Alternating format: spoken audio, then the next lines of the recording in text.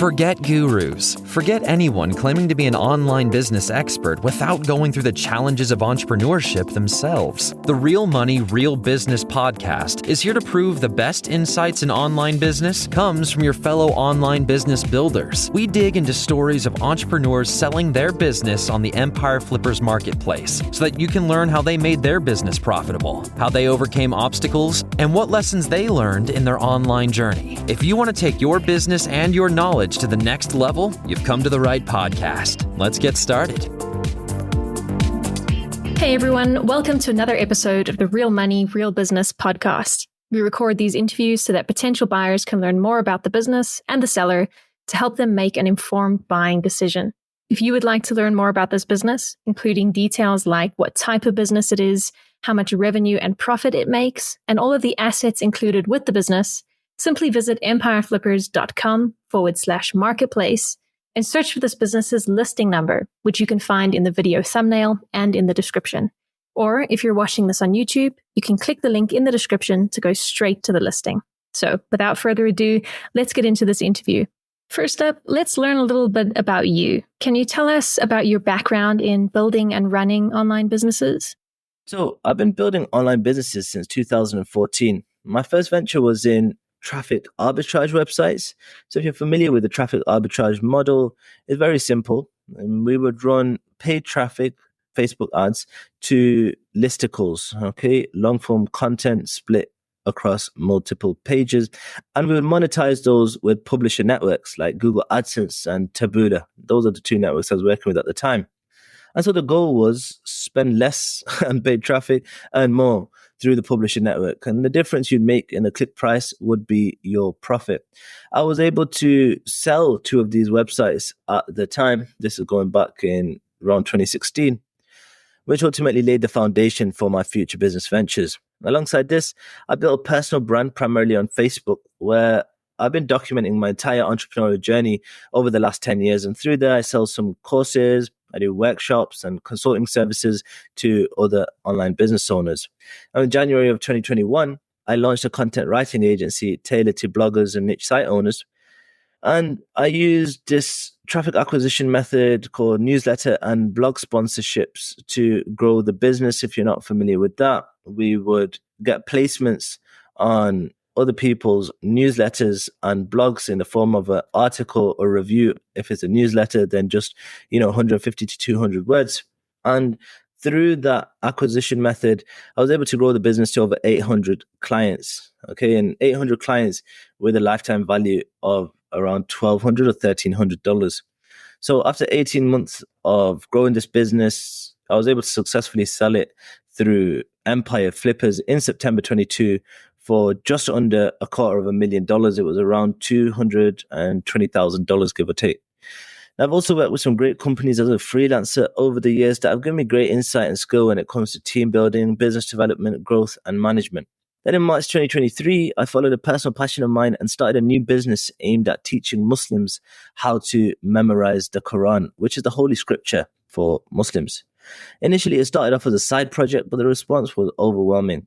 With $28,000 in revenue and $17,000 in net profit in the first month, that's when I decided to focus on it full time. And the business has now generated almost $500,000 in sales. And looking at it, we're about 19 months deep. I've achieved this growth primarily through Meta ads, so Facebook and Instagram ads, and organic social traffic.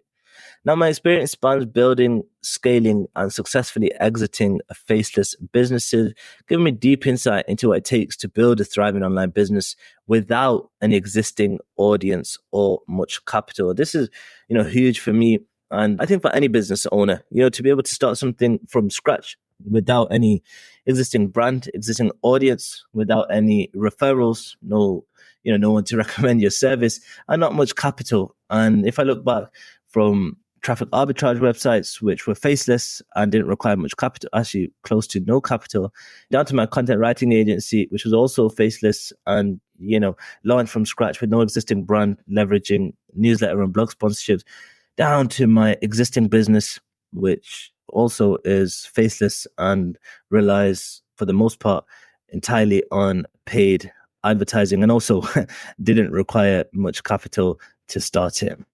Why are you selling the business now instead of keeping it and growing it further? So the decision to sell the business comes down to two key factors. Firstly, while the business has grown beyond my expectations, there are opportunities that I don't have the time or expertise to fully explore.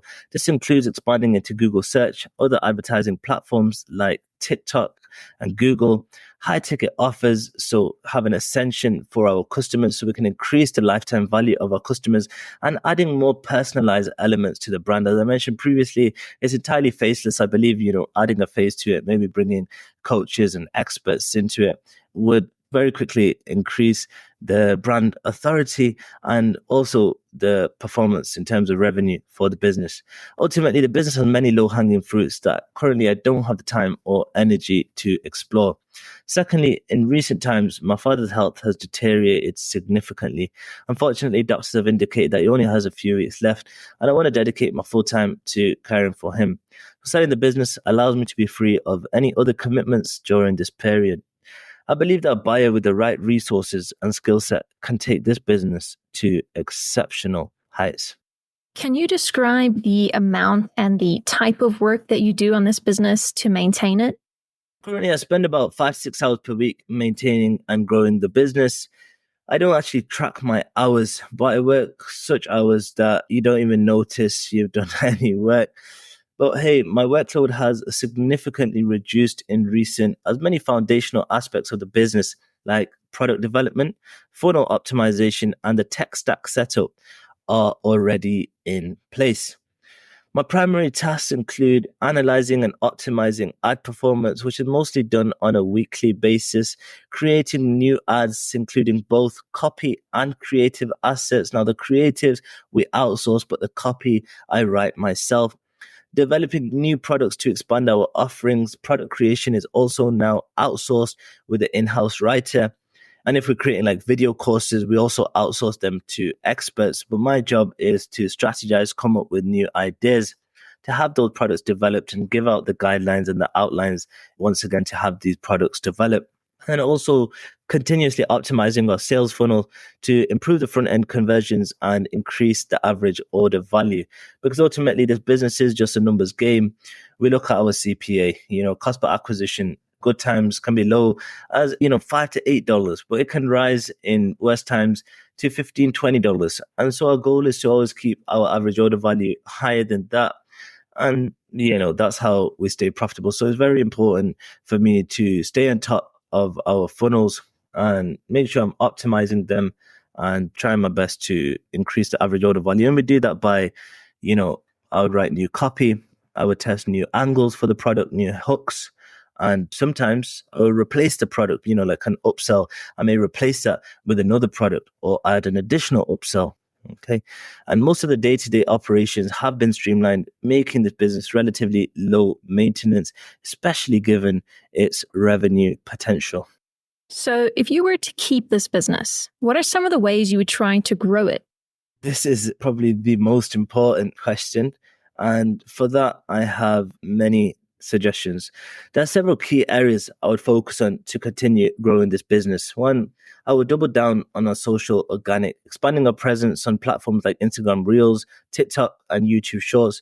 This will allow us to capture more of the growing social audience. I'd introduce new advertising platforms, diversifying into platforms like Google Ads, Pinterest, TikTok, and I believe that could further scale our paid media efforts.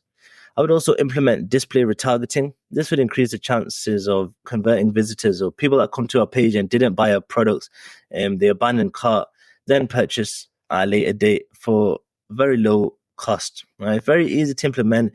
We've just not done it. Once again, I'm not giving the business, I would say, the attention it truly deserves. I'd also expand into new geos. This is something I am doing at this very right now. So taking our existing products and translating them and then targeting new regions with localized ads, so translated into the native language of that country. And I do believe this would significantly increase our customer base, because even based on the feedback we get, many people, they see our ads or they even purchase our products and they email us and say, hey, like, they had this product available in German or in Spanish or in French. So I've seen this demand since I've been running this business. And I have tested it on another product of ours. It done pretty well, but we couldn't sustain it due to not being able to translate the entire funnel. So we have products in that funnel, like a video course, which we couldn't translate. But with like our new products that we're running, they're entirely text based. So we're able to translate the entire funnel. So that's something I'd actually be doing now, but it's also something I highly suggest, anyone taking over this business focuses on. This is a very key area that I wish I would focus on. And in due time, it's an area I'd probably come around to, which is Google search, publishing blog content and building an SEO presence, as that will then allow us to attract that organic traffic and reduce our reliance on paid ads. Then I would focus on subscription offer promotions. We do have a subscription offer, we just don't promote it enough.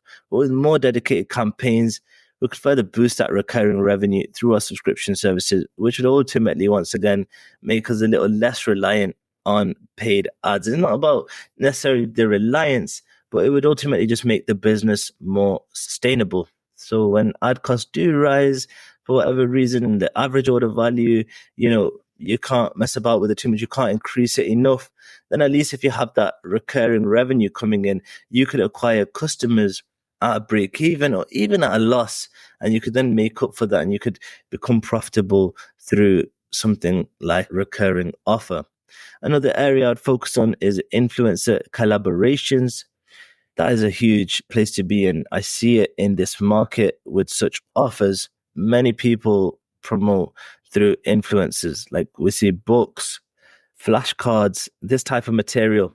And often the way many people launch these brands through influencer collaborations, but not an area I've yet explored, not even to the slightest, because paid traffic has been working so well for this business. And finally, an area that I noted down is physical product launches.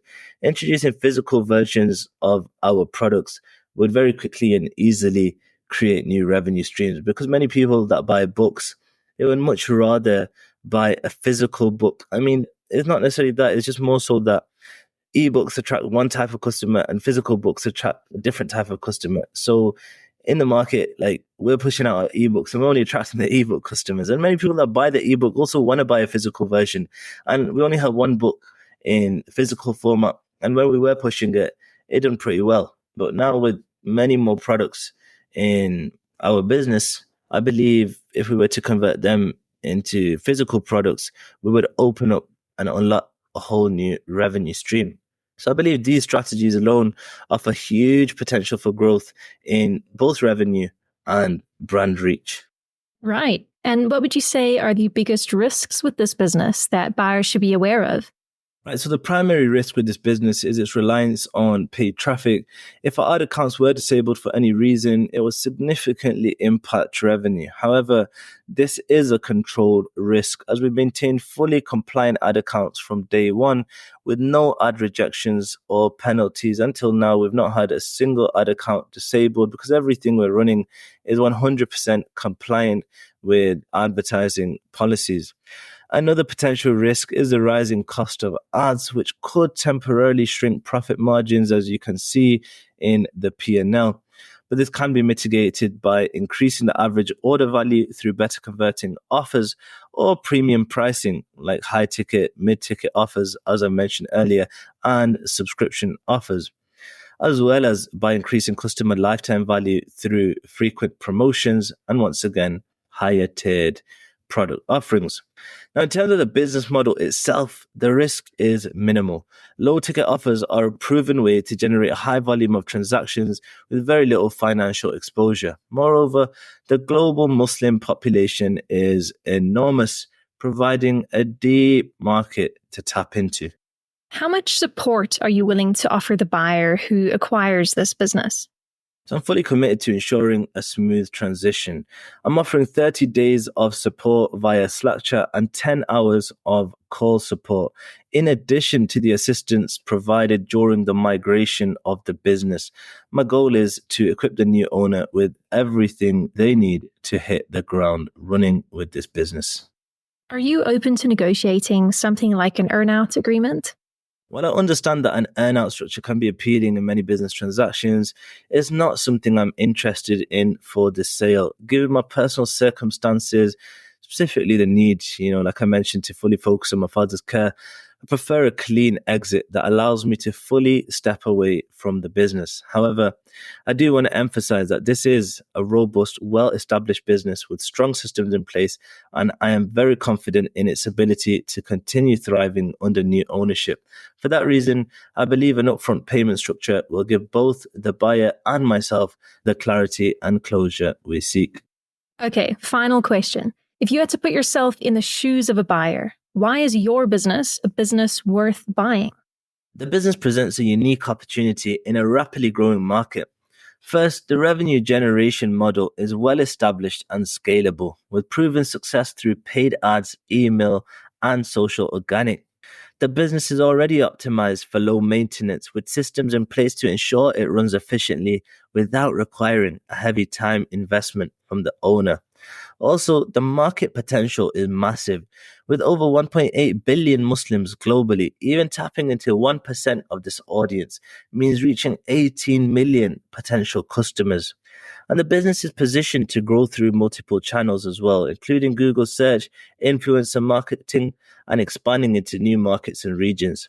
So a buyer looking for a business that is profitable, scalable, and relatively low risk will find this to be a very attractive acquisition.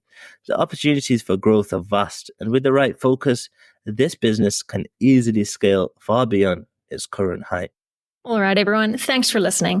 To learn more and see if this business is still for sale, head over to empireflippers.com/marketplace and search for this business listing number, which you can find in the video thumbnail and description. Or if you're watching this on YouTube, click the link in the description to go straight to the listing. Once you've unlocked this listing, you will find everything you need to know about this business. So, thanks for joining us. See you next time.